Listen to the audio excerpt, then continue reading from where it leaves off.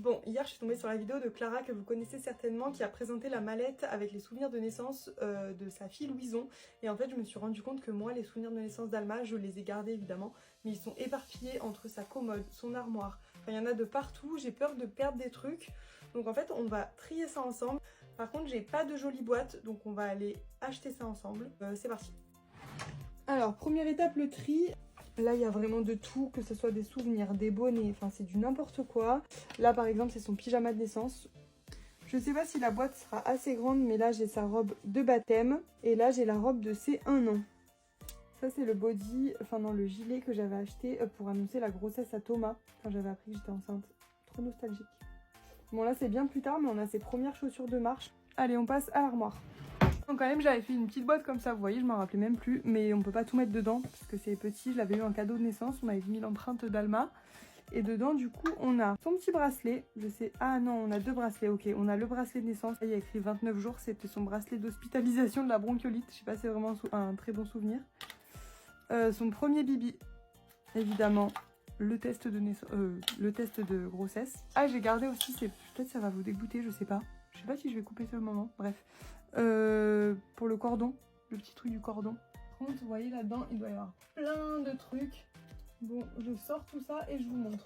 J'ai trouvé du coup dans l'armoire ses petits cheveux, ses petites mèches.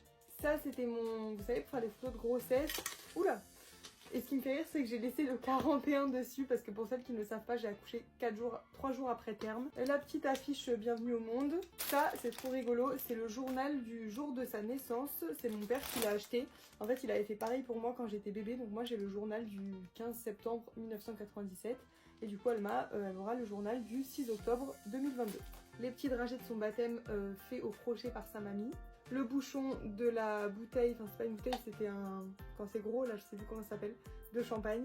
Je regrette un peu de ne pas avoir gardé une couche taille naissance en souvenir, propre évidemment. Je sais pas où est passé son petit bonnet, son body, faudrait que je cherche parce que je pense pas avoir vendu ou jeté ça, c'est pas possible. J'ai le pyjama, mais le petit body, non. Regardez aussi sa toute première tétine, c'était les Suavinex comme ça, et après elle est tout de suite passée à autre chose, mais pendant quelques jours elle a eu celle-ci. Du coup, bon, j'ai rien trouvé de très fameux à Action, mais j'ai trouvé cette petite boîte, donc là je vais mettre son prénom, sa date de naissance, je pense. Bien sûr, le petit gilet de l'annonce en premier.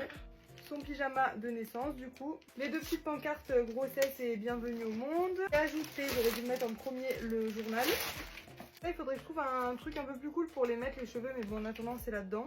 Donc le petit test, le bibi, le bracelet naissance, le petit truc du cordon.